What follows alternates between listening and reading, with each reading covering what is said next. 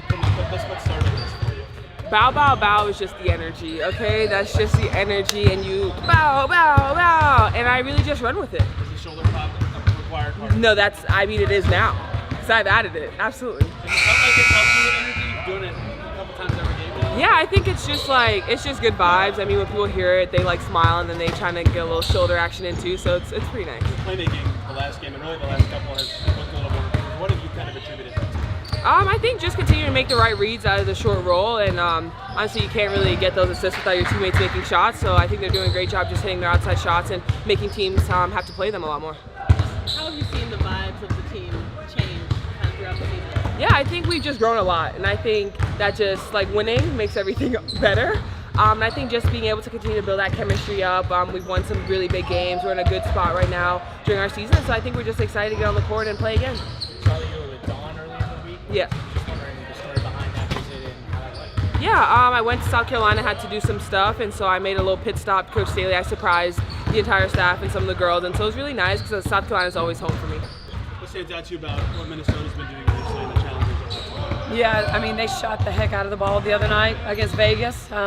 Courtney Williams had an excellent game. You know, they didn't have Collier when we played them the last time, so that changes, you know, some of the things they did against us last time. We just have to be ready for it. But, you know, she's a great player. She's gonna, you know, get hers. We just have to make sure someone else, because, you know, Courtney Williams is also a good player. Got to make sure we keep her in check. What's it like mentally to have the long break, then play 2 quick games, and have to sit again for a week? I mean, is that a challenge? Yeah, it's challenging. I wish we would have played, you know, already, but that's okay because we were able to get some good practice in for a really good Minnesota team. Just want to keep that momentum. That's all I keep talking about this whole week. It's just use that as momentum, knowing that we still have a lot of work to do. Has Aliyah been able to get you to do this shoulder pop thing that she keeps doing? I thought I was on one of the first videos. I kind of hit it early. I mean, I'm not trying to be in the dancing videos. With BYU, what does that take from a defensive perspective? Do you anticipate putting 2 on her a lot? How do you think that'll change her? Yeah, I think it's going to be some different matchups, some different people taking an opportunity to guard her, changing up our schemes on her, just trying to make it really difficult when she catches the ball. She's very dangerous when she catches in that high post area, mid post area, where she has that little fade to the middle. When she gets to the middle and fades on you, really tough. So just trying to change it up for her, make her catch it where she's not as comfortable. Aliyah's passing and playmaking, she just talked about some of her short roll improvements. How have you seen that improve for her, and what kind of was a catalyst in changing how she approaches that part of it? Yeah, you know, last year when she got here, I was really, you know, I think we were all really impressed with her ability to pass the basketball. It's just gotten better now, you know, with Caitlin handling and them two in pick and rolls, with the amount of, you know, the attention that those guys that take on from everybody else. AB's done a great job of seeing the open. We also do a great job of like showing these guys like how teams are going to play them, where those opportunities are going to be, and where to look.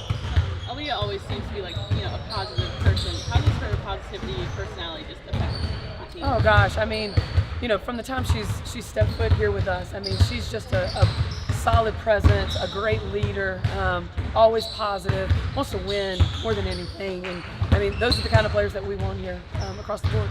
There's been lots of talks about coaching struggles in these last 2 games. How do you think that you've grown as a head coach from the beginning of the season to now, especially because you and your staff had time over the break, you know, to come together, watch film? Yeah. Yeah, I think for myself, it was more about that first part of the season where we took so many hits early, and you just had to really figure out like who I was as a coach, how I was going to. It was all about trying to get these guys to show back up and keep the same positive effort and energy every day, and that was my focus. I have a great group of staff that was doing the same thing. They're great at what their specialty is, so they're able to focus on that. But yeah, also being able to spend time with my staff, not in a gym, off the court, outside of the office. It's just good for just team, just the chemistry of everybody. What percentage of your TikTok knowledge comes from Aliyah, would you say? I have zero TikTok knowledge. I don't even have a TikTok. I don't have a Facebook. I don't have none of it. So much stuff. You know what? I love her for that. I love her for that. I hope people get a good kick out of it.